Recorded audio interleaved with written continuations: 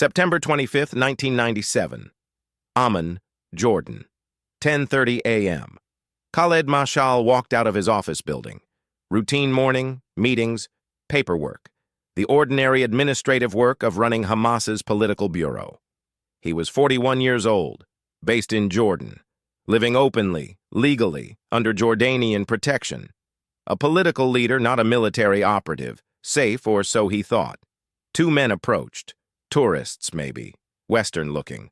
One of them bumped into Mashal, apologized. A device pressed against his ear for less than a second. Mashal felt a sharp pain, like an insect sting. He brushed at his ear. The man walked away quickly. Within seconds, Mashal felt dizzy, nauseous. His legs weakened. His bodyguard, Khaled Mashal, noticed immediately. "Are you okay?" I don't know. Something's wrong." The bodyguard looked around, saw the two men walking away rapidly. Instinct kicked in. Something had just happened. An attack. He shouted for help. Other security personnel responded. They grabbed the two men, held them, called police.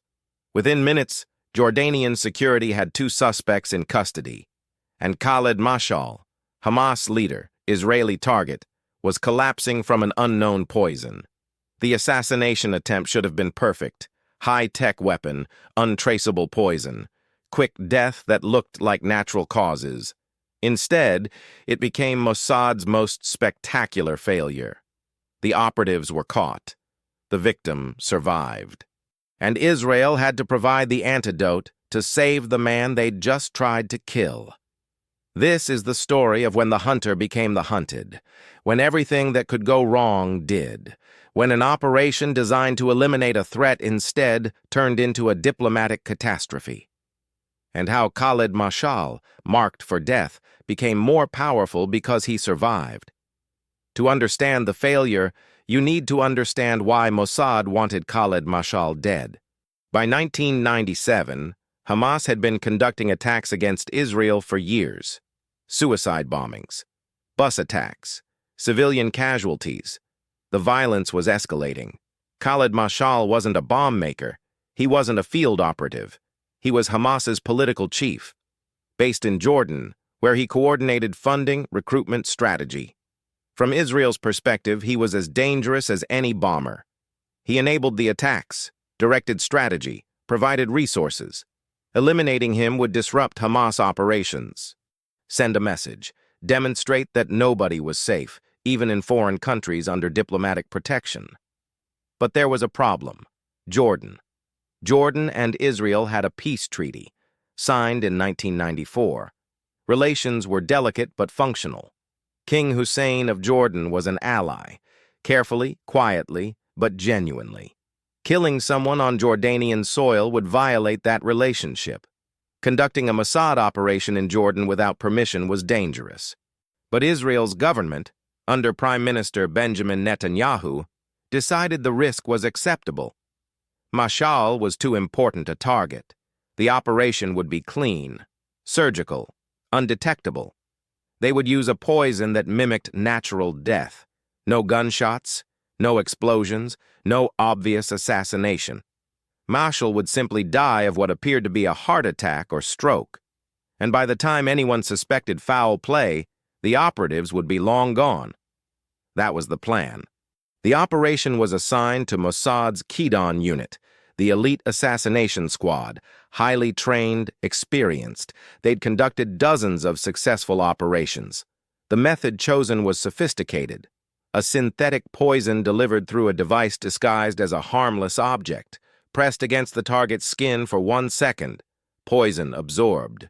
Target dies within hours. No noise, no violence, no evidence. Perfect. The operatives arrived in Amman in mid-September. 8 agents. Cover identities.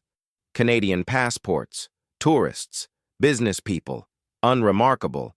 They conducted surveillance, mapped Mashal's routine, identified the best moment for the attack. Outside his office building, mid-morning. Public but not crowded. He'd be vulnerable. September 25th was chosen. Final preparations made. The device was ready. The poison was loaded. The operatives were positioned. Everything was in place. This should have been textbook. At 10:30 a.m., Khaled Mashal exited his office building. The operatives, Mike Herron and Danny Yadam, cover names, approached. One distracted, one executed. The device pressed against Mashal's ear. 1 second of contact, poison delivered. The operatives walked away, quickly but not running. Don't draw attention. Get to the extraction vehicle. Leave Jordan within hours. But they hadn't counted on Khaled Mashal, Mashal's bodyguard, alert, trained, paranoid. Mashal saw the contact, saw Mashal's immediate reaction, saw the men walking away too quickly. He acted instantly, shouted, pursued. Other security personnel joined. Within seconds, they'd grabbed both operatives. The operation had lasted less than 2 minutes, and it was already a catastrophic failure. The captured operatives stayed silent. Standard training. Reveal nothing. Claim nothing. Diplomatic protection would eventually free them. But Jordanian security wasn't interested in diplomatic niceties. 2 foreigners had just attacked a protected resident. They wanted answers. They searched the operatives, found the device.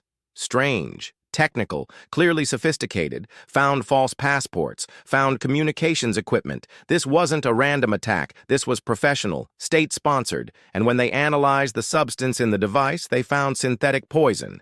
Designed to kill, designed to be untraceable. Meanwhile, Khaled Mashal was deteriorating. The poison was working. He was rushed to a hospital. Doctors tried to treat him. But they didn't know what poison had been used, couldn't identify it, couldn't counteract it. Within hours, Mashal was in critical condition, convulsing, organs failing, dying. Jordan realized what had happened. A foreign intelligence service, almost certainly Israeli, had just attempted to assassinate someone under Jordanian protection, in Jordan's capital, in broad daylight. This was more than an attack. It was a violation of sovereignty, an insult to Jordan's hospitality, an act that could destroy the fragile peace treaty. King Hussein was furious, personally, genuinely furious. Not diplomatic anger, real rage. He called Israeli Prime Minister Netanyahu directly. The conversation was blunt. Your agents tried to kill a man under my protection, in my capital, using false passports. That's an act of war. Netanyahu tried to deflect. We don't confirm or deny. Don't insult me. I have your agents. I have the device. I know what happened. Now you have a choice. Provide the antidote immediately, or your agents will be tried for attempted murder, and our peace treaty ends today. It was an ultimatum. Clear. Non-negotiable. Israel was trapped. They could deny involvement, but the evidence was overwhelming. They could refuse to provide the antidote, but that would kill the peace treaty and expose their agents to Jordanian justice.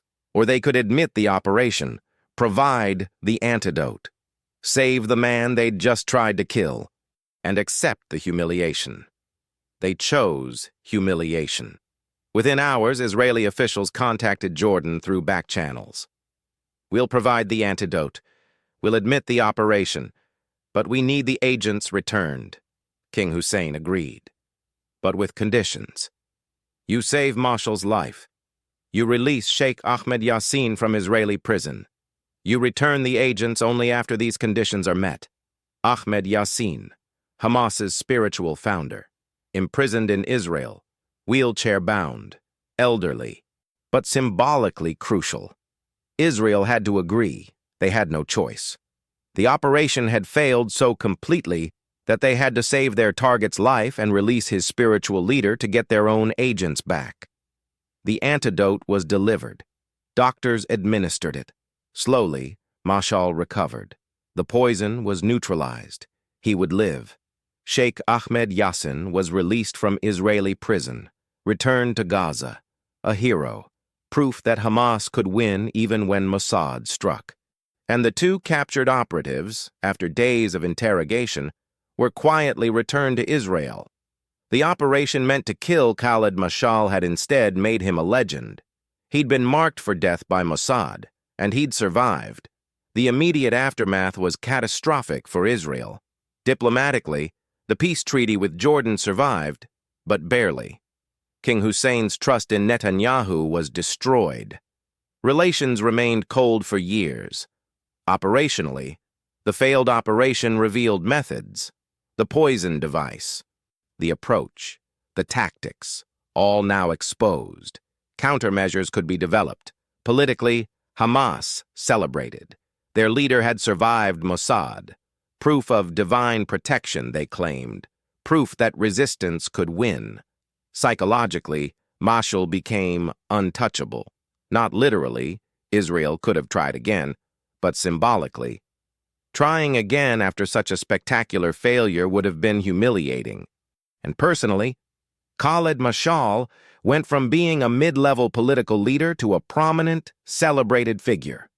The man who survived Mossad. His authority within Hamas skyrocketed. The operation designed to weaken Hamas had strengthened it. The man marked for death became more powerful in life than he would have been in death. That's the ultimate irony of failed assassinations. Sometimes survival is more valuable than martyrdom. For Mossad, the failure prompted deep institutional reflection. How did this happen? How did an elite unit conducting a sophisticated operation get caught by a bodyguard? The operational errors were clear. 1. Overconfidence. They'd assumed the attack would be so quick that bodyguards wouldn't react. They underestimated Nezl. 2. Insufficient planning for contingencies. What if someone saw? What if someone pursued? The extraction plan assumed everything would go smoothly. 3. Operating in a friendly country without proper diplomatic cover. Jordan wasn't enemy territory. Getting caught there had different consequences than getting caught in Syria or Lebanon. 4. Political pressure overriding operational caution. Netanyahu wanted a bold action. Mossad delivered. But bold and reckless are sometimes the same thing. But beyond the technical failures, there was a strategic question. Was this operation ever a good idea? Killing Mashal in Jordan risked the peace treaty. Was one Hamas leader worth that risk? Especially when other methods, surveillance, disruption, targeted financial sanctions, might have achieved similar results without the risk. The operation was conceived as a demonstration of capability. We can reach anyone, anywhere, but demonstrations of capability are useless if they fail, and counterproductive if they backfire. This wasn't just a failed assassination. It was a failed strategy. The operatives who were captured and returned carried their own scars. They'd been trained to be invisible, to complete missions and disappear, to never be caught, and they'd been caught. Immediately, publicly, humiliatingly. Their identities were burned. Their careers as field operatives were over. They'd returned to Israel as symbols of failure, not success. For intelligence operatives, that's devastating. Your entire professional identity is built on competence, on success, on being the best. And they'd failed at the most basic level. Don't get caught. One of the operatives later gave an anonymous interview. We were elite. We'd trained for years. We'd succeeded in dozens of operations. And then in less than 2 minutes, a bodyguard caught us. Everything we'd trained for, everything we believed about ourselves, gone. Do you regret the operation? I regret that it failed. But I also wonder, even if it had succeeded, would it have been worth it? Mashal would have died, but someone would have replaced him. Hamas wouldn't have stopped, and we'd have risked the peace treaty for one target. Maybe failure was better than success in this case. That's a remarkable admission, that maybe the operation shouldn't have happened at all. For Khaled Mashal, the failed assassination changed his life. He went from political operative to legend, the man Mossad couldn't kill, the leader who survived through divine protection, as Hamas framed it, or luck, as he privately knew. His authority within Hamas became unquestionable. He'd been tested in the most extreme way, targeted for death by Israel's best, and survived. He went on to become Hamas's overall political leader, served in that role for years, directed strategy during multiple conflicts, negotiated ceasefires, represented Hamas internationally. Would he have achieved that prominence without the failed assassination? Maybe. He was skilled and ambitious, but the assassination attempt accelerated his rise, gave him credibility, made him untouchable. In 2017, 20 years after the operation, Mashal stepped down from Hamas leadership. He lived in Qatar, still politically active, still alive. The man Israel tried to kill in 1997 outlived many of the people who planned the operation, outlasted multiple Israeli governments, survived into comfortable retirement. That's the ultimate failure. Not just that the operation didn't work, but that the target thrived. 25 years later, the Mashal operation is still studied, not as success, as warning. What not to do, how overconfidence kills, how political pressure leads to operational failure, how underestimating the opposition is fatal. New Mossad operatives learn about Mashal the same way they learn about Lillehammer, as a scar, a lesson, a reminder of fallibility. This is what happens when we assume we can't fail, when we let politics override operational caution, when we underestimate simple security, like an alert bodyguard. The lesson isn't just tactical, it's philosophical. Intelligence agencies want to believe they're invincible, that their training, technology, and expertise make them superior. But Khaled Mashal survived because of one alert bodyguard, one person paying attention, one instant of recognition that something was wrong. No amount of training or technology can guarantee success against human vigilance. And that's humbling. It should be, because hubris is dangerous. And the Mashal operation was born from hubris. The broader strategic failure is even more important than the operational failure. Even if the operation had succeeded, even if Mashal had died undetected, what would have changed? Hamas would have promoted someone else. The violence would have continued. The peace treaty with Jordan would still have been damaged if the operation had been discovered later. One leader's death doesn't destroy an organization, doesn't end a conflict, doesn't solve the underlying problems. The operation was conceived as tactical. Kill one person, disrupt one organization. But tactics without strategy are just action without purpose. What was the strategic goal? To weaken Hamas. Assassinations often strengthen organizations by creating martyrs and forcing professionalization. To demonstrate Israeli capability, failed demonstrations are worse than no demonstration. To satisfy political pressure for action. That's not strategy. That's politics masquerading as strategy. The Mashal operation failed tactically, but even tactical success would have been strategic failure. That's the deeper lesson. Sometimes the operation itself is the mistake, not the execution, the conception. In the aftermath, Netanyahu's government faced criticism, internationally and domestically. How did this happen? Who approved this? Why take such risks for one target? Netanyahu defended the operation, claimed it was necessary, claimed the failure was operational, not strategic, claimed that eliminating Mashal would have been worth the risks. But privately, even supporters acknowledged this was a disaster. Diplomatically, operationally, politically. The operation damaged Netanyahu's credibility, damaged Mossad's reputation, damaged relations with Jordan, and achieved nothing except making Khaled Mashal more prominent. That's total failure, on every level. And yet Israel kept conducting operations, kept targeting Hamas leaders, kept believing that assassinations would work. Because the alternative, accepting that military force has limits, that some conflicts can't be won through targeting, is politically unacceptable. So the operations continued, some successful, some failed, but the strategic situation remained unchanged. Kill one leader. Another emerges. The cycle continues. Nothing fundamentally changes. Mashal understood this. In a 2017 interview, he reflected on the assassination attempt. They tried to kill me. They failed. But even if they'd succeeded, Hamas would have continued, the resistance would have continued. My death would have changed nothing strategically. Do you think they learned that lesson? Some of them have. Some understand that assassinations don't end conflicts. But politically, they still need to appear strong, to act decisively. So the operations continue, even when they know they won't solve anything. Does that make them futile? Not futile, but insufficient. Assassinations can disrupt, can delay, can complicate, but they can't resolve. Resolution requires different tools, political tools, diplomatic tools, not poison in a device pressed against someone's ear. He's right, and Israeli strategists know he's right. But knowing and acting on that knowledge are different things.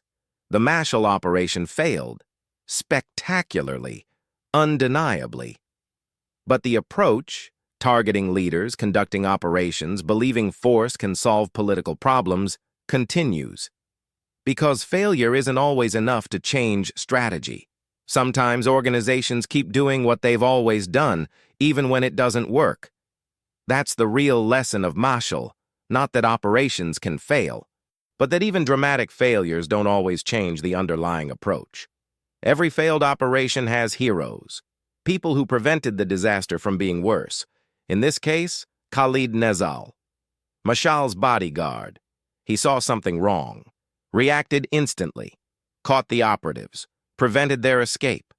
His vigilance saved Mashal's life and exposed the operation. He wasn't Mossad trained. He didn't have sophisticated technology. He just paid attention, trusted his instincts, acted decisively. That's enough. Against even elite operatives, simple vigilance is often enough. He became a hero in Hamas circles, the man who caught Mossad.